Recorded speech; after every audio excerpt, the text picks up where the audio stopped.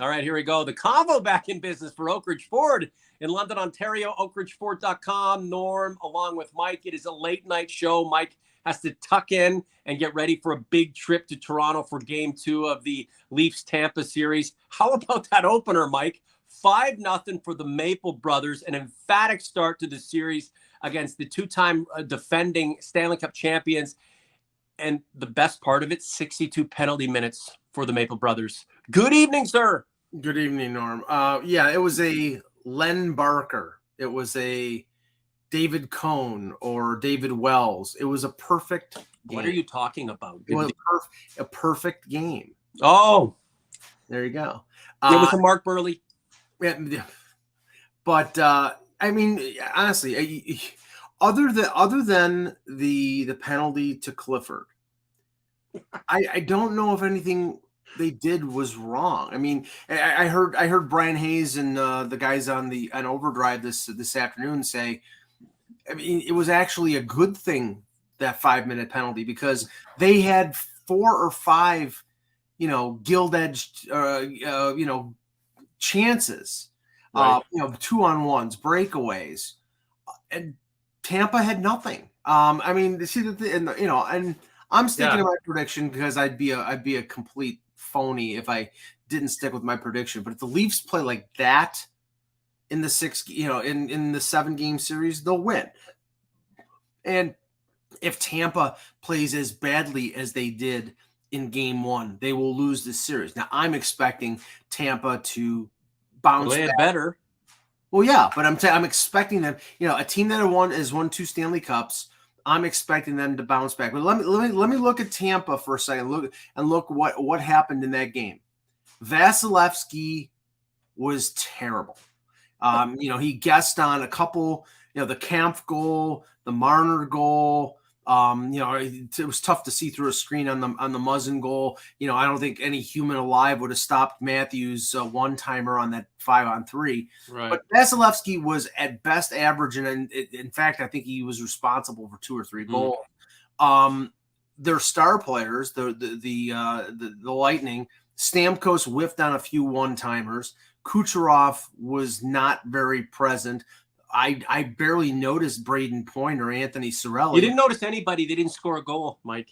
So at the end of the day, they got 24 shots on goal, 0 for 5 on the power play. A nightmare start for the two-time defending champions. You can't think they took the Leafs lightly, and you can't believe that the Leafs are punching above their weight because they've never been in this circumstance before.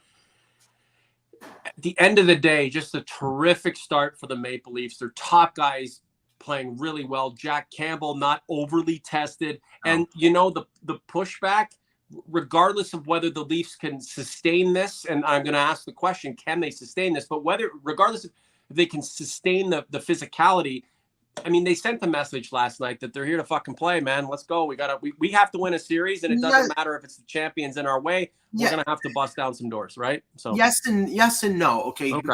Because early in the game, Clifford and Simmons, I think, showed the physicality. Clifford went above and beyond on the hit from behind on Colton. He gets the 5 and the game, and now a 1-game suspension. It's not, it's not a horrendous loss because, they're probably going to put either Spezza in on the 4th line or insert Michael Bunting if he's ready to go. So the loss of Clifford for 1 game is not something that's really going to hurt them. But I do think that they need, and Sheldon Keefe said, the 4th line was best in the last 20 games of the season when Clifford was part of it. And the reason that they need him is because of the crap that Tampa Bay pulled in the 3rd period with Corey Perry and Patrick Maroon doing their Mau act. What did they think they were going to accomplish by doing that, Michael?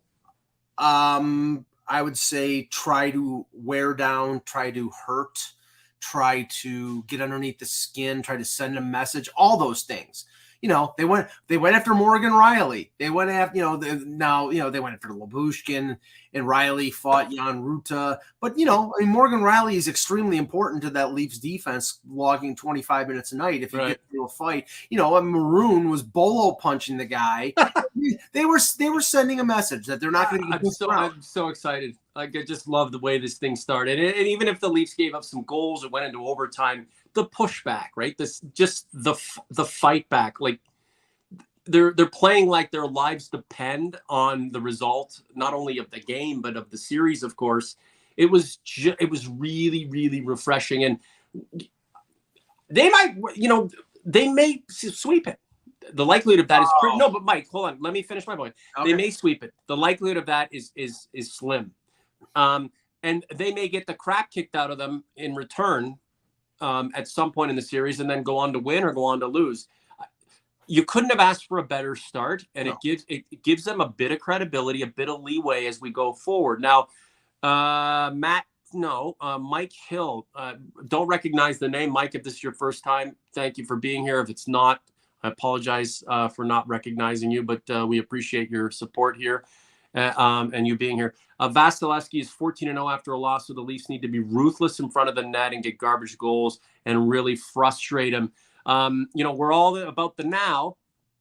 Today, there's no game. The game was last night. But as of now, the Leafs are up 1-0 in the series. Mike makes a good point that Vasilevsky is good at rebounding, good at coming back from those duds. Are we to believe that anything will change in terms of that process and that flow for this guy? I don't think anything is going to change. I think in game 2, what you could expect is Tampa Bay to step it up because they really didn't show up, and the Leafs won every battle. The Leafs won every race for the puck, every stick battle. They won every single one. And Will in the chats, like, I sound like a Leaf hater. I'm just trying to say, it's like, this is a team that's won 2 Stanley Cups in a row. That performance last night, maybe it's indicative of what Tampa Bay is. Maybe they're worn out. I don't think so. I think they're a team that is going to give the Leafs a lot of problems. Now, if the Leafs come out tomorrow night in game 2 and open up a can of whoop ass like they did in game 1, then I have to rethink my position. But right now, the Leafs better be prepared to play an even better game than they did in game 1. They rode, the momentum of the kill, of the 5-minute kill. They got the goal from Muzzin. They had this fantastic second period, and then in the third, it got to be garbage time, and we saw what Perry and Maroon and those guys did. And you can expect more of the same. Right. Game 2, you can expect Tampa is going to fight and claw tooth and nail to win. And guys like Kucherov are even cheap, and I think that the Leafs have to be prepared for that kind of stuff. Yeah, this is the Convo for Oak Ridge Ford. Norm in London, Mike in Cheektowaga. It's great to have everybody with us, doing shows in between series games, potentially pregame, potentially postgame. We're on our road to a million views here, and we're real close. So Mike and I are pretty dedicated to that. Jake Muzzin scores, and it's again, we've talked about Muzzin ad nauseum about whether he's still got it in him, whether he's one hit away from the end of his career. How ironic that Jake Muzzin opens what could be a very long and prosperous run for the Maple Leafs with a goal in the first period. The second period has been a bone of contention for Leaf fans watching their team either, go tit for tat with the opposition or fall apart and then have to claw back in the third. I mean, it couldn't have gone better. The Leafs get a power play goal from Austin Matthews. He's on the board, so he's feeling good about it. Then they get a shorthanded goal. They go up 3-0.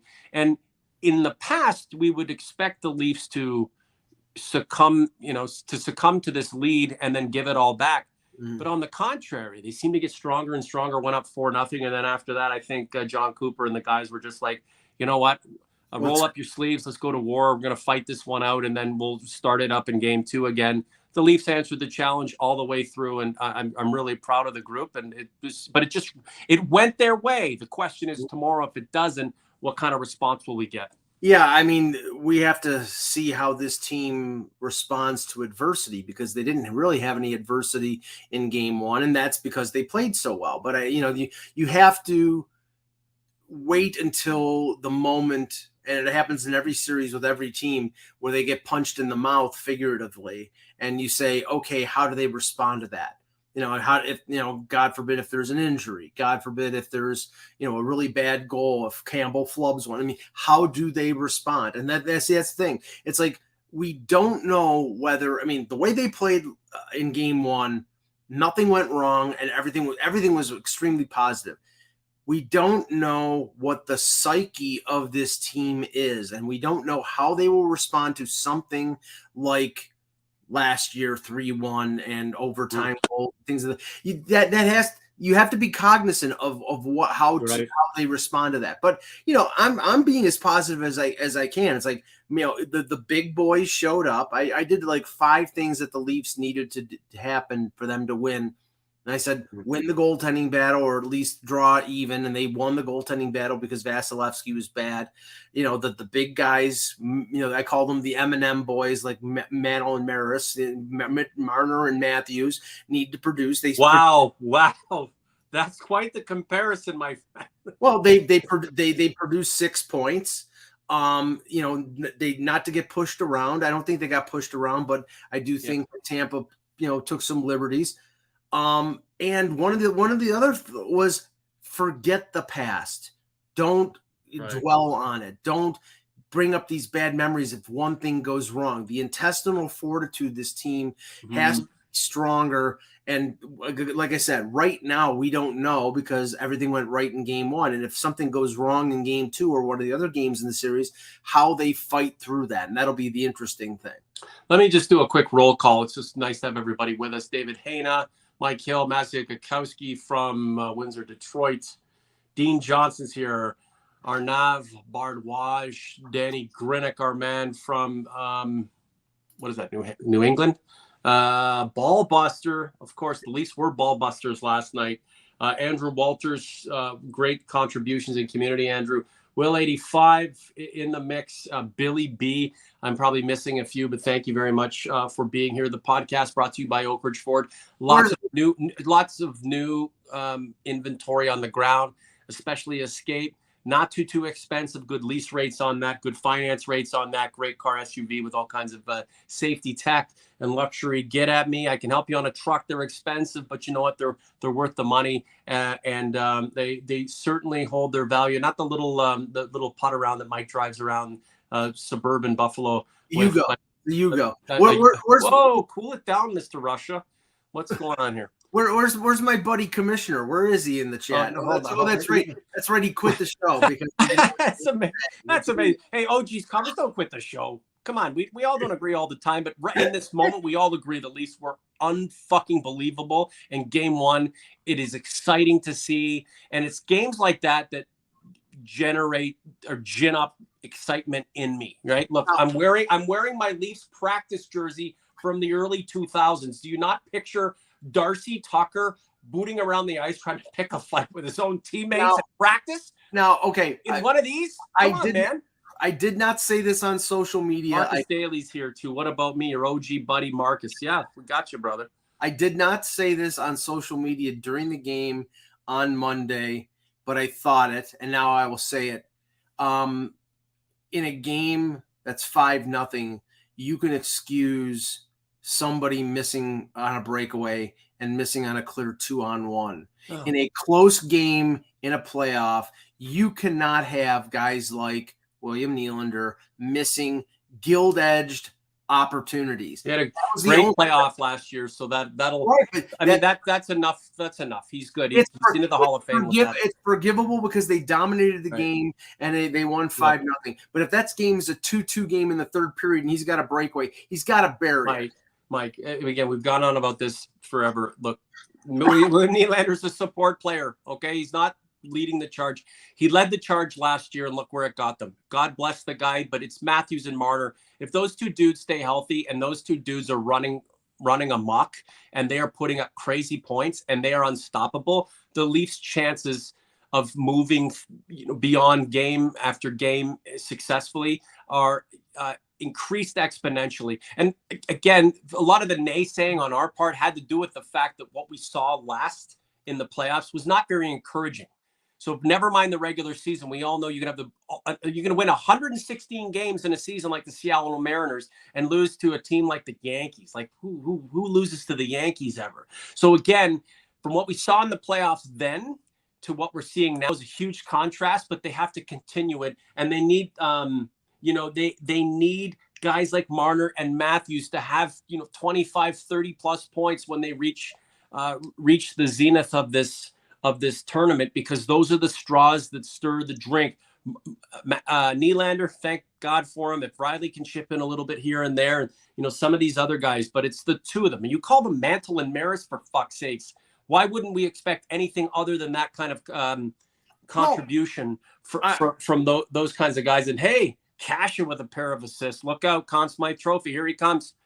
Well, I mean, nobody else is laughing. Nobody else has a sense of humor. He's clearly a valuable player.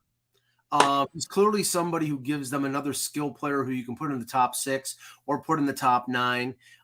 So yeah, I mean, and knock on wood, I mean, because he's had a number of concussions throughout his career. I hope he avoids that because he's a valuable player. But I hate to say it's only a matter of time but the thing is, in a playoff scenario, everybody's got to keep their head up, and he's got to avoid the big contact. Using another baseball term, what about Michael Bunting? But it was funny. It sounded today like there's a good chance he gets inserted in the lineup.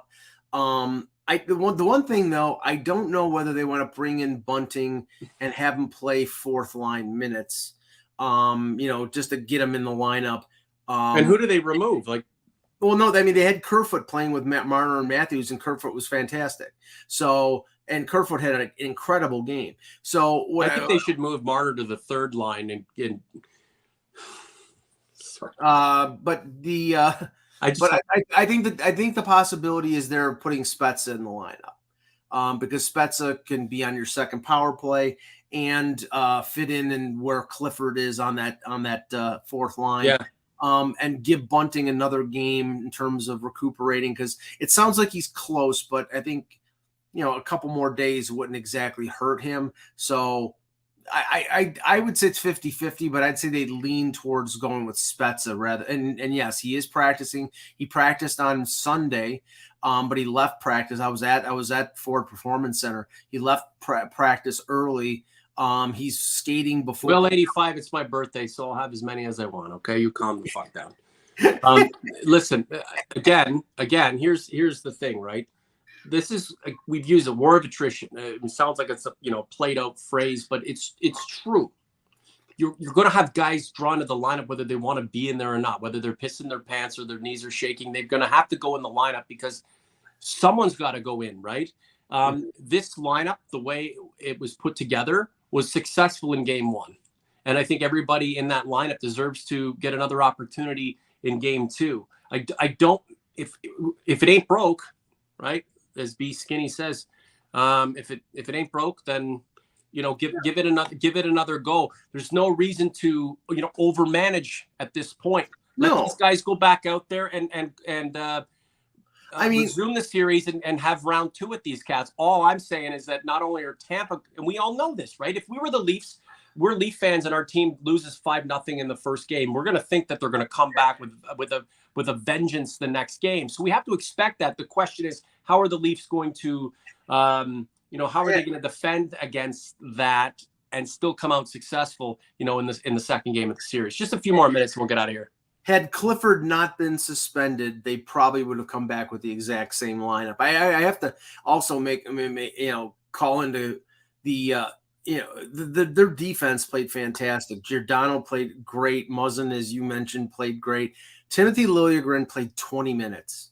I mean, all the talk that we heard during the year about Timothy Liljegren being traded, shut the hell up. Not happening. He lives in the Bible Belt. That's why he doesn't use the F words. In Canada, we're a little more liberal up here until the Supreme Court. Yeah, you don't have to tell him swearing. And it's coming. But no, and that's the thing, right? Again, with Kyle Clifford, he's the sacrificial lamb And, who knows, that could propel just him kind of falling on his sword. I did find it hilarious that he wears 43, and that's the third time a guy wearing 43 has been suspended in the playoffs for the Leafs over the last 4 or 5 years. I know, and I'm glad the Leafs got rid of Nazem Kadri. It's just not a player you'd want on your team, right? But that's neither here nor there. We can talk about those other teams and other conferences at another point, or we can just continue to discuss the Maple Leafs 5-0 winner in Game 1 of this first round series against the 2-time defending Stanley Cup champions. At work today, just talking to Leaf fans, non-Leaf fans, and I've read it on social media and even in the comments and community, the Leafs youtube.com/Leafs Convo community. Check it out, guys. Oh, Tampa's championships should have an asterisk beside them because, it was the COVID era shortened. And then the next one, other teams were compartmentalized. And think about it. If the Leafs had won those, would we be saying that, those weren't real championships and they have to win a third? They did what they had to do given the circumstances and they got it done. Right? It's like teams that win championships in the original 6 era. What did you want them to not play? That's what it was. It was what it was. So we got to give them credit. Now we're back to normal. And, nobody can say to me that Tampa, that was just all a ruse, that Tampa really shouldn't have been good enough to win. They were right. They were at a point in the ascension of that organization and that group that they were ready to win or not. So I think in their minds, they would like to solidify it with another championship, which is going to be so hard to do because winning 1 is tough. Winning 2 in a row is even tougher. Winning 3 in a row, we've talked about it. When's the last time that happened? So the Leafs took it to them in the opener. The question from the Leafs perspective is, what do we have to give in Game 2? Because if it's like Game 1 and they can come up with a similar result, man, oh man, they're going to put some real pressure on Tampa. Last few points to you, Mike, and we'll get out of here. Well, let's just say this. If they could bottle what they did in Game 1 and reopen. Just the tenacity, right? Like, just go back with it. Yeah, but it, not just tenacity. It was everything. It was speed. Right. It was creativity. Sure. It was, they put Tampa on their heels.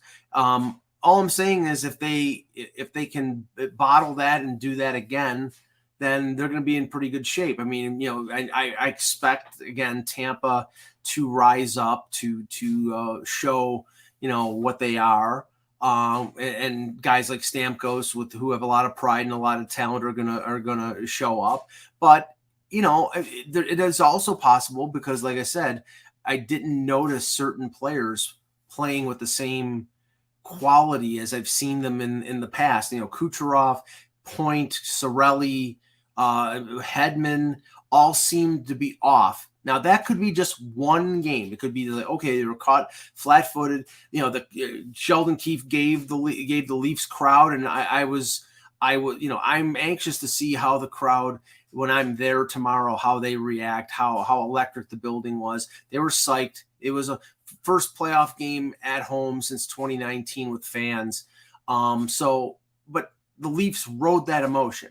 Mm-hmm. And they do it again. If they can do that again, then they hold the first 2 games at home, go to Tampa. If they can split in Tampa, then they're up 3-1. I mean, that's looking far ahead. First things first, they got to win tomorrow and take a 2-0 lead. Yeah, the game may be different, right? Yes. Tampa sent the message it wanted to send late in the game that, okay, we're not going to win this thing, but we're going to leave some blood on the ice. Kyle Clifford got suspended. I'm not saying he's a linchpin or anybody special in particular. However, right, again, he fell on his own sword, got the job done in that circumstance. Giancarlo Stanton just hit a 2-run home run, Mike. So I know you're okay now. They've won the May World Series. Congratulations. Game 1's great, but they need to win 4. It's really just one battle done. The war is going to be something that will require many battles to be won, and we shall see what the Leafs can do next. I'm excited to watch it. Now, Corey Perry was on that Habs team last year, wasn't he? Yes. How the hell? Imagine Corey Perry beating the Leafs in the first round of last year's playoffs, then joining the Bolts and beating them again.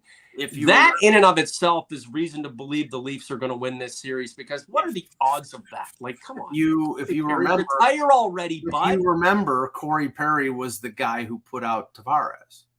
He was the knee that ended Tavares' season. So, I don't watch out there, John. I don't think he did it on purpose, but I do think that it's not so coincidental that he's the type of player that he is. So, right.